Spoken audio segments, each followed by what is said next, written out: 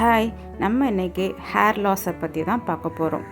இப்போ உள்ள ஜெனரேஷனில் ஜென்ஸாக இருந்தாலும் சரி, லேடிஸாக இருந்தாலும் சரி, முடி கொட்டுதல் அப்படின்றது ஒரு பெரிய பிரச்சனையாக இருக்குங்க.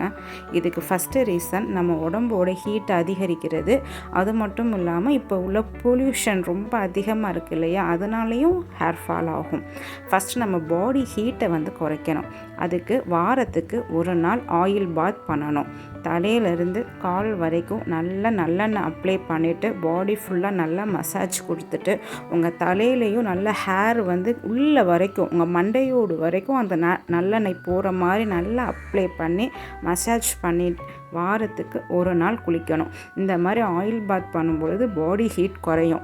அதே சமயம் ஆயில் அப்ளை பண்ணதுக்கப்புறம் சூரிய ஒளியில் போயிட்டு ஒரு 1 hour ஆகுது நம்ம உடம்பை காட்டணும். அப்படி செய்யும் பொழுது சூரியனில் இருந்து மட்டுமே கிடைக்கக்கூடிய விட்டமின் டி அப்படின்ற சத்து நம்மளுக்கு கிடைக்கும். இது நம்ம உடம்புக்கு ரொம்ப தேவை.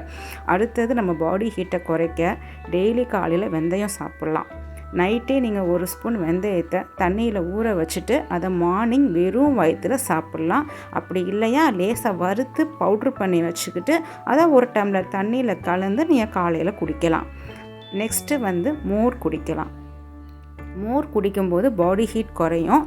பட் சைனஸ் மாதிரி ப்ராப்ளம் இருக்கிறவங்க மோர் கூட கொஞ்சம் மிளகு சுக்கு பவுடர் போட்டு குடிச்சிங்கன்னா அந்த குளிர்ச்சி உங்களை பாதிக்காது.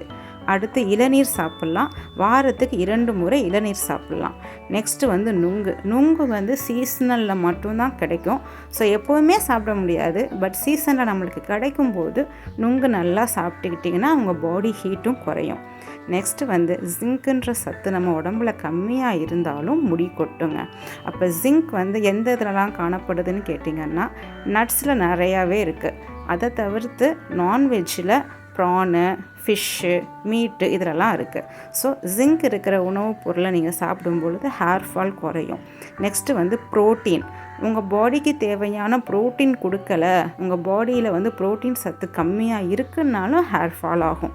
ஸோ ஜிங்க்கு, ப்ரோட்டீன் இதெல்லாம் நீங்கள் சப்ளிமெண்ட்ஸாகவும் டேக் பண்ணிக்கலாம். நீங்கள் இவ்வளோ தூரம் கஷ்டப்பட்டு வெந்தயம், நுங்கு, இளநீர், மோர், ஆயில் பாத் இதெல்லாம் பண்ணிவிட்டு தலைக்கு நீங்கள் கெமிக்கல் நிறைந்த ஷாம்பு யூஸ் பண்ணுறீங்கன்னு வச்சுக்கோங்களேன், அதனாலே ஹேர் ஃபால் ஆகும்.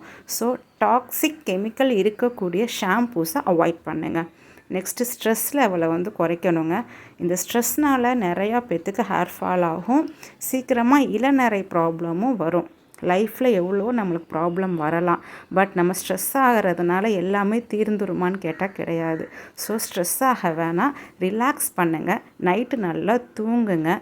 டெய்லி ரெகுலர் பேசிஸில் உங்கள் பாடிக்கு தேவையான தண்ணி குடித்து ஹைட்ரேட்டாக வச்சுக்கோங்க.